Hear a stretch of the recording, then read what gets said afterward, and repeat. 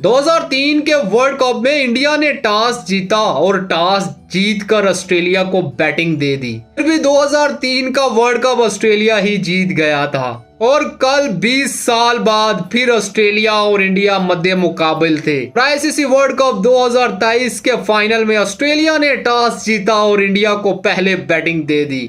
India लड़खड़ाती हुई 240 किया तो ऑस्ट्रेलिया ने 8 ओवर पहले ही ये हदफ हासिल कर लिया और ऑस्ट्रेलिया एक दफा फिर वर्ल्ड चैंपियन बन गया। और दूसरी तरफ अगर मैं बात करूं तो ये रवायत भी खत्म हुई और आईसीसी वर्ल्ड कप जिस मुल्क में मुनक्किद होता है उस मुल्क की ही टीम जीतती है। 2011 में इंडिया में हुआ तो इंडिया वर्ल्ड कप जीत गया। 2015 में ऑस्ट्रेलिया में हुआ तो ऑस्ट्रेलिया वर्ल्ड कप जीत गया। 2019 में इंग्लैंड में हुआ तो इंग्लैंड वर्ल्ड कप जीत गया। 2023 में इंडिया में वर्ल्ड कप हुआ है तो ये रवायत खत्म हुई और ये